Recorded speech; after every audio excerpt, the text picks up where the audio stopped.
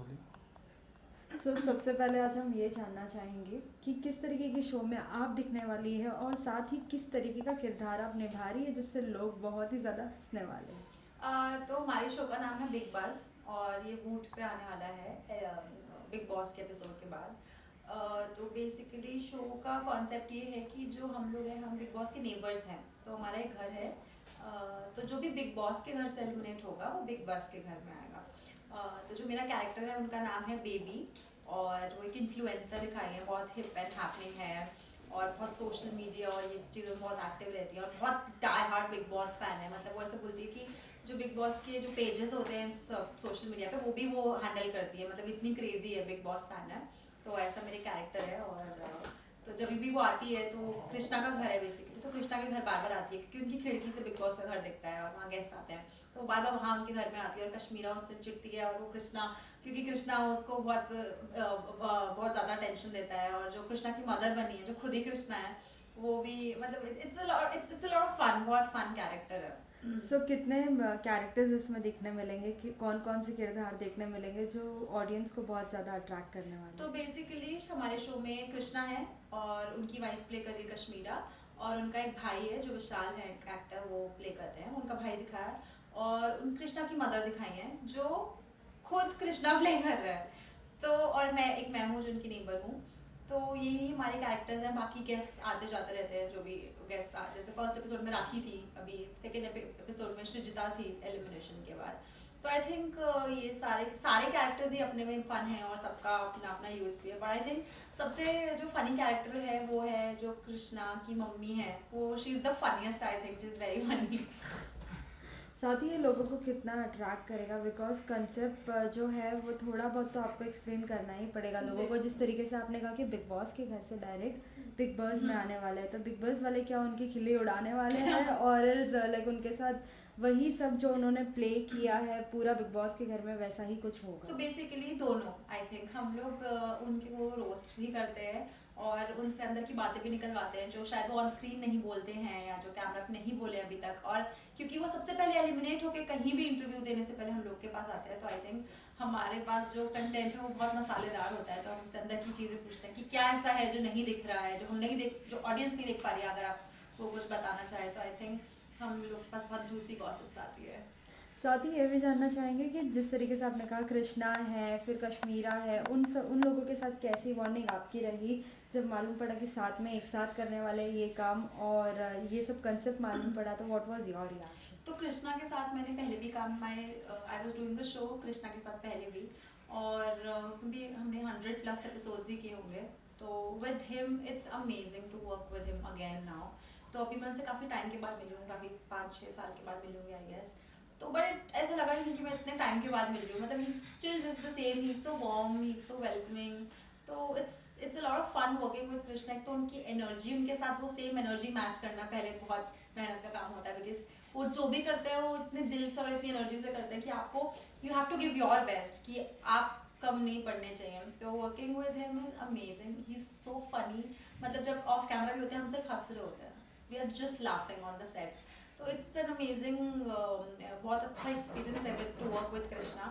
And I think with Kash also I am working for the first time with her, she is so supportive and she is very grounded. So it's overall it's a very nice experience working with both of them. आपने कहा कि 2 episodes हो चुके हैं, first episode था राखी के साथ। हाँ। तो राखी के साथ क्या कुछ धमाल किया है, क्या कुछ मालूम पड़ा है? लाइक राखी का एक कैरेक्टर जो आपने नहीं देखा होगा, आपके लिए भी एक नया ही कुछ होगा। तो राखी के साथ मैंने पहले भी काम किया है फॉर द सेम शो जो मैं कृष्णा के साथ करती थी।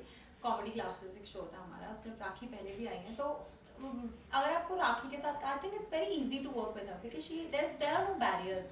वो कुछ भी सेंसर करके नहीं बोलेगी, वो जो उनके मन में है वो बोल देती हैं। तो it's a lot of fun क्योंकि even in the episode she was saying a lot of funny things इन लोगों के बारे में कि ये ऐसा है, ये वैसा है, ये मेरे पीछे जिम में पड़ा था। So working with her is I think it's a lot of fun. वो जो बोलती हो मन में है उनके वो बोल देती है। मतलब उनके साथ आपको बातें निकलवानी नहीं पड़ती कि अच्छा ये भी बता, वो खुद ही इतना बोल देगी कि आप बताओ, आप रुक जाओ मत बोलो। सो आई थिंक विद राखी वो उनके साथ ऐसे शोज करने में बहुत मजा आता है, कॉमेडी शोज करने में। फिर राखी के क्या कुछ पोल आप लोगों ने खोले? क्योंकि पोल खुलना तो लाइक राखी के साथ बहुत सारी जैसे बहुत सारी उनके साथ फनी बातें भी हुई थी। अब सब कुछ तो एपिसोड में भी नहीं आता है क्योंकि छोटा वो होता है, बट बहुत सारी उनकी फनी फनी चीज़ें उनसे रिलेटेड हमने बात करी थी। जैसे कि एक पार्ट था जहाँ पे उनको बोला कि आप स्पाइडरमैन बनिए। ओके, तो एक हाँ कि आप स्पाइडरमैन बन के गई थी ना बिग बॉस के घर के बाहर, तो अच्छा स्पाइडरमैन तो गई लेकिन ऐसा क्या जाल मारा है आपने किसी तो दुबई का लड़का फंसा लिया। So all these funny things उनके साथ करके, and she has a mind also, she takes it in a very fun way. तो उनके साथ काम करने में बहुत मजा आता है। साथ ही हमने अभी श्रीजिता से भी बात की, बहुत कुछ बातें उनसे हुई है, बहुत सी उन्होंने भी लाइक अपने मन की बातें कही है जो उनको बुरी लगी है, जो उनको अच्छी लगी है। लेकिन आपसे जानना चाहेंगे श्रीजिता के साथ आपका कन्वर्सेशन कैसा हुआ, क्या कुछ उन्होंने अपनी मन की बात आपके शो में बताई है? सो ऑनेस्टली जब हमें पता नहीं था पहले तो एलिमिनेट कौन हो रहा है, तो वी वर आल्सो वेटिंग, लेकिन जैसे एलिमिनेशन हुआ हमें पता चला श्रीजिता आने वाली, तो थोड़ा शॉकिंग था because I was personally not expecting her, but I was not expecting her. Then I तो पहले तो हमें ये था कि एकदम अभी जस्ट एलिमिनेशन हुआ है, शी मस्ट बी अपसेट, तो आपको भी थोड़ी बाउंड्रीज रखनी पड़ती हैं कि दूसरे इंसान का इमोशंस भी, you have to be careful, offend नहीं कर सकते उन्हें कि कॉमेडी में कहीं पता चले आप कुछ ऐसा बोलना बुरा लग जाए। तो everybody was a little concern कि हम थोड़ा slow, we have to take it a little slow, but then she came and she was very normal, she was smiling and she was very supportive, but she was a good sport। बहुत अच्छे से उन्होंने हर चीज़, उन्होंने jokes भी लिए अपने ऊपर और उन्होंने बहुत सारी बातें करी भी। आई think she was very straight forward, उन्होंने बहुत सारी चीज़ें अपने दिल से जो भी था, जैसे she made it very clear that I don't like Tina means I don't like Tina, I don't like this person, I don't like this. She was very clear and she was very honest, I really like that about her. जैसे कि 2 episodes तो हो चुके हैं, तो आपको तो concept बहुत ही अच्छे से पता चल गया रहेगा, और भी क्या कुछ एक्साइटमेंट हम ला सकते हैं, क्या कुछ कर सकते हैं, तो आने वाले दिनों में भी क्या कुछ नया देखने मिलेगा एपिसोड्स में? ऑनेस्टली ये एक ऐसा शो है जिसमें ना एंड मोमेंट तक हमें भी नहीं पता होता है कि हम क्या करने वाले हैं, क्योंकि हम तो शो 2 सेगमेंट में होता है। एक में जब हम गैग करते हैं, of course that we know कि हमें ये करना है और ये हम एक स्क्रिप्ट है हमारे पास, हम ये कर रहे हैं, but then later we also have to wait कि एलिमिनेशन होगा तो हमें भी तभी पता चलेगा कौन एलिमिनेट हो रहा है, बिकॉज इट्स दैट कॉन्फिडेंशियल, आपको पता नहीं होता है कौन निकलने वाला है। तो जब हमें पता चलता है, वो we have such hard working team, वो उसी वक्त they make questions and whatever जो भी बना रहे हैं वो सब लोग उस वक्त बनाते हैं। तो हर बारी हमारे लिए भी कुछ नया होता है कि अच्छा अब हमें ये नया कुछ करना है, तो ऐसे हमारी तरफ से भी कुछ प्री प्लान नहीं होता है कि अच्छा आज हम ये करेंगे, आज हम ये करेंगे। So even for us it's a surprise कि कौन आएगा और उनसे रिलेटेड हम क्या बातें करेंगे और उनसे क्या पूछा जाएगा या उनके साथ क्या किया जाएगा। फिर लोगों के क्या कमेंट्स होते हैं, क्या कुछ उनके डिमांड्स होते हैं शो की तरफ से, लाइक कि हमें कुछ ऐसे कुछ होना चाहिए, और it is going very nice and good?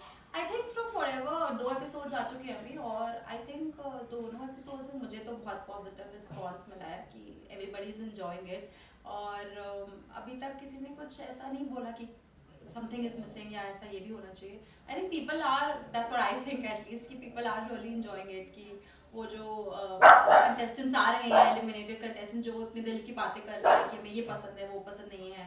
So I think people are, वो जहाँ पे भी थोड़ी गॉसिप और चुगली होती है तो लोगों को मज़ा आता ही है उस चीज़ में। तो I think everybody is enjoying it overall. साथ में बिग बॉस, जैसे कि बिग बॉस का पूरा एक लाइक एक एक लोगों को अच्छे तरीके से पूरा दर्शा रहा है। आपसे जानना चाहेंगे कि आपका कोई फेवरेट है अंदर कंटेस्टेंट जिसको आप चाहते कि बाहर निकले, तो मेरे को इनके साथ आई कुछ थिंक जो मेरा फेवरेट होगा, मैं चाहूंगी नहीं वो बाहर आए जल्दी, but I think I really like Priyanka. I think she is playing really well and I hope कि वो एंड तक जाएंगी। बाकी I think I would want to really want to meet and do one-on-one session with Charlene, I think, because I believe he's I think he's just faking it. So yeah, it would be fun interviewing him, कि उनसे मैं पूछना चाहूँगी बहुत सारी चीजें जो है मेरे अंदर। Lastly, any message to all the fans who are giving so much of love to the show as well as you? I would just say that this is my comeback after a long time. I was on a break. I was not doing anything concrete from a very long time. So this is after a very long time that I've come back, and with this show, क्योंकि Big Boss इतना hit होता है, तो I'm sure अब Big Boss को भी उतना प्यार देंगे और उसको उतने ही प्यार से देखेंगे और उसको भी इतना सुपर डुपर हिट बनाएंगे। Thank you. Thank you. इधर आओ